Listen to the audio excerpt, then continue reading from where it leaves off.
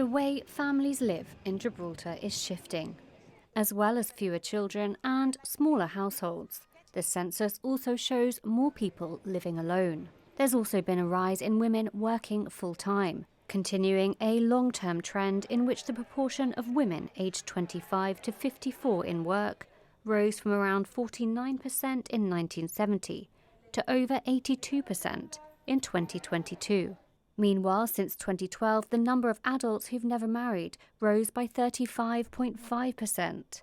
The biggest increase was among those between 25 and 49, the age group that historically start families.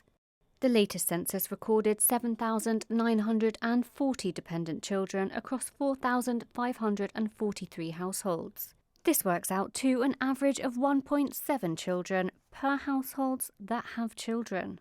And almost 70% of these children live in households with couples. Around 17% lived in single-parent households. At the moment, one of the biggest factors is the cost of having children.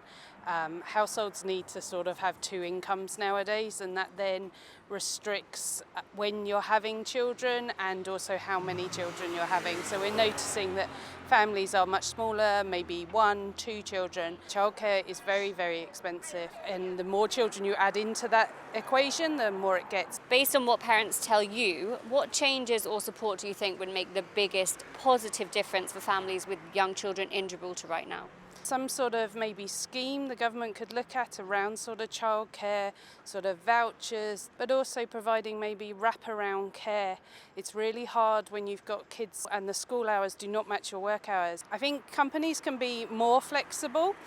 There's a limit, they've got to have their employees there when they need their employees, but to have that flexibility, to have a system. I mean, I was lucky at that age, my kids were in the UK when I worked, and they went to a breakfast club and they went to an after school club, and that was the only way we could carry on having both of us working at the time.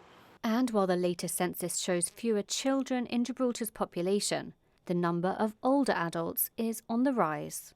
In 2022, children made up around 17% of the population, while almost 19% were aged over 65.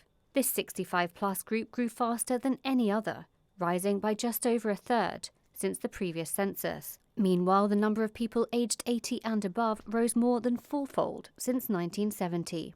It's actually a global shift. You see it absolutely everywhere in the world. There is a global population. Health is improving. Health in the GHA is improving.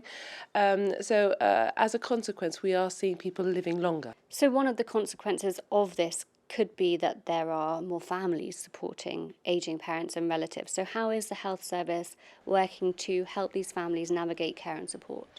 So we do provide domiciliary care, and again, the idea is consistently to try and support people in the community so that people stay out of hospital for as long as possible. And how do you balance increasing care needs with the pressure that this places on public funding and service capacity? That's a difficult question. It's a very difficult question because what we have to balance out is a person's quality of life. So we might have an independent but supported living arrangement, such as Bishop Ganija House. Then that might progress to a more supported living arrangement with domiciliary carers attending the individuals. Once a person needs residential care, there we do have homes, and as you're aware, we have invested in Hillside, Bella Vista. We're now opening an acute dementia wing as well to support people that need that additional care. So it's about giving people the right support at the right time in their life, trying to keep people out of hospital for as long as possible. So what would you say to older people watching tonight who may be concerned about access to care as the population continues to age? Will there be enough space for everyone? So, as you know, we're looking at alternatives and we are looking at different options for people. But what I would say to anyone that's sort of 70 or so is that the best parties I ever attend are at Waterport Day Centre. Again, that's a service that we provide.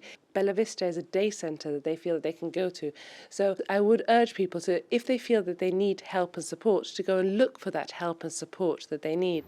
The census notes that an ageing population has implications for pensions, benefits and government services. We've been looking at the statistics, but behind the numbers are real people and families with real pressures and choices.